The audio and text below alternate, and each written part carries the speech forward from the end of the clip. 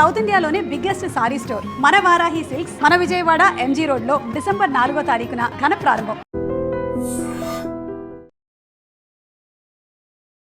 Dating యాప్లను పూర్తిగా నిషేధించాలి అంటూ జనజాగరణ సమితి వినూత్న నిరసన చేపడుతోంది. ఇక్కడ మనం చూడొచ్చు కాలేజ్ స్టూడెంట్స్ అంతా కూడా ఈ నిరసన తెలుపుతున్నారు. నోటికి నల్ల రిబ్బన్ను కట్టుకొని మౌనంగా తమ ఆవేదన వ్యక్తం చేసే ప్రయత్నం చేస్తున్నారు. విశాఖలోని శివాజీపాలెంలో ఉన్నటువంటి ప్రెసిడెన్సీ డిగ్రీ కాలేజ్ వద్ద అయితే ఈ నిరసన కొనసాగుతోంది. ఒక రకంగా చెప్పాలంటే గొంతెత్తి తమ ఆవేదన వెలుబుచ్చే కన్నా వినూత్నంగా మౌనంగానే ఆడవాళ్ళ ఆత్మాభిమానానికి ఆడవారి గౌరవానికి భంగం కలుగుతున్నటువంటి ఇట్లాంటి డేటింగ్ యాప్ల వల్ల ఆడవాళ్ళని అంగట్లో సరుకుగా చూస్తున్నారు. అలా మారిపోతుంది వ్యవస్థ. మాకు లేదా గౌరవంగా బ్రతికే హక్కు అంటూ కూడా ఈ విద్యార్థులంతా తమ అభిప్రాయాలను మౌనంగానే వ్యక్తపరిచే ప్రయత్నం చేస్తున్నారు. సో జనజాగరణ సమితి వినూత్నమైన నిరసనలు చేపడుతూ ఉండడం కూడా మనం గతంలో అనేకం చూసాం. ఎక్కడైనా విద్యార్థులకు ఇబ్బంది కలిగినా అక్కడ తన గళాన్ని విప్పుతోంది. అలానే విద్యార్థుల్లో సొసైటీలో ఒక గొప్ప అవేర్నెస్ తీసుకురావడానికి కూడా ఇలాంటి సోషల్ యాక్టివిటీ కార్యక్రమాలు ఎన్నో జనజాగరణ సమితి చేపడుతోంది. సో కాలేజ్ విద్యార్థినులు ఇక్కడ ఉన్నారు. వాళ్ళు నోటికి నల్ల రిబ్బన్లు కట్టుకొని మౌనంగా తమ కళ్ళల్లో తమ గుండెల్లో ఉన్నటువంటి ఆవేదన వ్యక్తం చేసే ప్రయత్నం చేస్తున్నారు. అయితే వారు ఏమనుకుంటున్నారో ఒకసారి మాట్లాడించుదాం ఒక్కసారి మా కోసం. ఎందుకంటే ఖచ్చితంగా మీరు ఏం చెప్పాలి అనుకుంటున్నారో సొసైటీకి తెలియాలి అంటే ఇప్పుడు మీరు గొంతిప్పాలి మీడియా ముందు.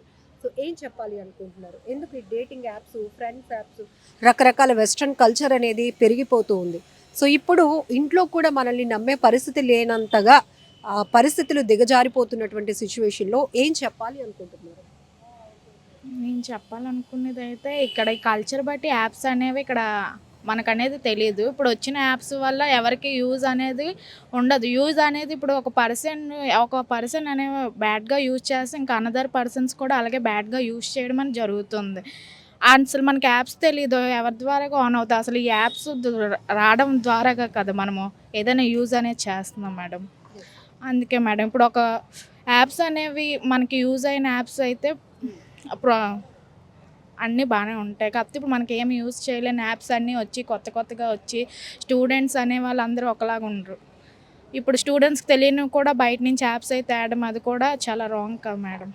యాప్స్ అన్నీ ఇప్పుడు అనాగరికత ఆడపిల్ల అని తెలిస్తే బ్రతకకూడదు, వాళ్ళని మనం చూడలేము, వాళ్ళు పోషించలేము, వాళ్ళు చదివించలేము అనే స్థాయి నుంచి ఇప్పుడు మొత్తం సొసైటీలో విపరీతమైన అవేర్నెస్ పెరిగింది. ప్రతి ఆడపిల్లకి కూడా ఒక హక్కు ఉంది, వాళ్ళని కూడా మగవాళ్ళతో పాటు చదివించాలి అనేటటువంటి స్థాయికి మనం ఎదిగినప్పుడు ఇప్పుడు ఇలాంటి రకాల యాప్స్ కానీ ఈ కల్చర్ పెరుగుతోంది. సో ఈ నేపథ్యంలోనే అంటే ఒక ఆడపిల్లని ప్రొటెక్ట్ చేసుకోవడం కూడా పెద్ద టాస్క్ అయిపోయినటువంటి పరిస్థితి ఉంది. సో ఏం చెప్పాలి అనుకుంటున్నారు? వీటిపైన గవర్నమెంట్ కానీ ఇట్లాంటివి కంట్రోల్ చేస్తూ ఎలాంటి యాక్షన్ తీసుకోవాలనుకుంటున్నారు? అంటే గవర్నమెంట్ అనేది ఇవన్నీ బ్యాన్ చేయాలి మేడం. అంటే యూజ్ లేని యాప్స్ కంటే యూజ్ వచ్చిన యాప్స్ ఏమైనా అయితే అందరూ యూజ్ చేయడానికి బాగుంటుంది. యూజ్ లేని యాప్స్ వల్ల వచ్చిన ఇక్కడ గర్ల్స్కి అనేది ఒక ప్రొటెక్షన్ అంటే ఒక ఇదేం లేకుండా తీసి పడేస్తున్నారు. ఇప్పుడు అందరూ ఓవరాల్ ఈక్వల్గానే వచ్చి ఎడ్యుకేషన్ అనేది నేర్చుకుంటున్నారు. ఈ యాప్స్ వల్ల వచ్చినప్పటికీ అందరూ మిస్యూజ్ చేయడం కూడా ఉంటుంది. 95% అయితే స్టూడెంట్స్ ఎక్కువ మొబైల్ ఫోన్స్ యూజ్ చేయడం వల్ల యాప్స్ అని రకరకాలుగా అన్నీ వచ్చి యూజ్ అయ్యి కొన్ని ఘటనలు చూస్తున్నాం. టీనేజర్స్ మంచి భవిష్యత్తు ఉన్న వాళ్ళు కూడా పక్కదోవ పడుతున్నారు. టీచర్స్ అంటే రెస్పెక్ట్ లేదు, తోటి పిల్లల్ని పైన ఒక గౌరవం కానీ స్నేహభావం కూడా లేకుండా విచ్చలవిడితనం పెరుగుతోంది. డ్రగ్స్కి అడిక్ట్ అవుతున్నారు, గాంజా ఇట్లాంటివి చాలా చూస్తున్నాం కదా. అందులోనూ మళ్ళీ డేటింగ్ యాప్స్ కానీ ఫ్రెండ్స్ యాప్స్ అని ఇట్లా అంటున్నారు. ఏం చెప్పాలి అనుకుంటున్నారు? ఈ డేటింగ్ యాప్స్, ఫ్రెండ్స్ యాప్స్ అయితే మనకు అసలు ఏం యూజ్ లేవు. దీనివల్ల మనకి ఎప్పుడు నష్టమే జరుగుతుంది కానీ దీనివల్ల అయితే మనకు ఎలాంటి మంచి లేదు.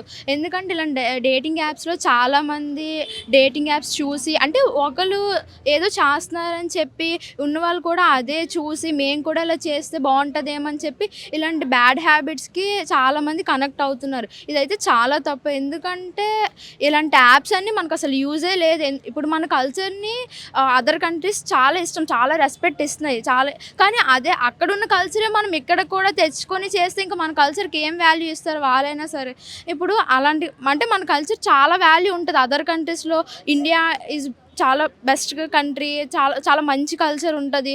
మన సారీ కట్టుకున్న అదర్ కంట్రీస్లో కూడా అమ్మాయిలు కూడా వాళ్ళు ఫారినర్స్ అయినా సరే మనం ఫాలో అవుతున్నారు. ఇప్పుడు వాళ్ళ నుంచి మనం మంచి నేర్చుకోవాలి కానీ ఇలాంటి చెడు నేర్చుకోకూడదు కదా. సో ఇలాంటి డేటింగ్ యాప్స్ అనేవి గవర్నమెంట్ చాలా కఠినంగా శిక్షించాలని, అసలు ఇలాంటివి ఎవరైతే యూస్ చేస్తున్నారో, అసలు దీన్ని ఎవరైతే క్రియేట్ చేశారో వాళ్ళ మీద కూడా యాక్షన్ తీసుకోవాలి గవర్నమెంట్. ఎందుకంటే క్రియేట్ చేసిన వాళ్ళ మీద యాక్షన్ తీసుకుంటారు కదా, నెక్స్ట్ పర్సన్ ఇలాంటి యాప్స్ అనేవి క్రియేట్ చేసి అలాంటి చేయడం వల్లే కదా ఇప్పుడు అది క్రియేట్ చేయడం వల్లే ఇప్పుడు అనదర్ పర్సన్స్ ఈ యాప్స్ చూసి ఇవి డౌన్లోడ్ చేసుకొని ఇలాంటి డేటింగ్ యాప్స్ అన్ని యూస్ చేయడం జరుగుతుంది. సో మెయిన్ ఏంటంటే ఇవి క్రియేట్ చేసిన వాళ్ళే మనం ఫస్ట్. సో ఇట్లాంటి యాప్స్ కి ముందు పర్మిషన్ ఇవ్వటం వల్ల ఎడిక్ట్ అయ్యే వాళ్ళు పెరుగుతున్నారు, తప్పుదోవ పడుతున్నారు అంటున్నారు. అవును, అంటే ఫస్ట్ ఇలాంటి యాప్స్కి పర్మిషన్ ఇవ్వకూడదు. ఎందుకంటే ఇది మన కల్చరే కాదు, ఇది అదర్ కంట్రీస్లో ఉండే కల్చర్ ఇది. సో ఇలాంటి కల్చర్ మన ఇండియాలో మనకి అవసరం లేదు. ఎందుకంటే మన చూస్తున్నాం, పేరెంట్స్ చూసిన వాళ్ళే కదా మనం చేసుకుంటాం. ఇంకా మనం పర్సనల్గా డేటింగ్ యాప్స్లో జాయిన్ అయ్యి మనకి ఇలాంటివన్నీ అవసరం లేదు. సో గవర్నమెంట్ ఇలాంటి డీల్కి అసలు పర్మిషన్ ఇవ్వకూడదు, మన కల్చర్ కాదు కాబట్టి. వాసు గారు జనజాగరణ సమితి నుంచి ఎన్నో అజిటేషన్స్ చేశారు. ఎక్కడైనా విద్యార్థులకి తల్లిదండ్రులకి ఇబ్బంది కలిగితే అక్కడికి వెళ్ళి ప్రశ్నించే గొంతు. ఇప్పుడు సోషల్ అవేర్నెస్ కల్పించే విషయంలో ఇదొక గుడ్ స్లోగన్. ఎందుకంటే డేటింగ్ యాప్స్ అనేది అసలు అనవసరమైనటువంటి కల్చర్ ఇది. సో దీనిపైన విద్యార్థులతో కలిసి మీరు నిరసన చేస్తున్నారు, ఏం చెప్తారు?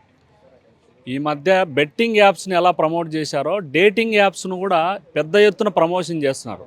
అది క్రైము. ఎవరైతే ఆ సెలబ్రిటీలందరిపైన కేసులు పెట్టాలి. ఇప్పటికే ఆడవాళ్ళపైన అఘాయిత్యాలు జరగడానికి అనేక దరిద్రాలు ఉన్నాయి.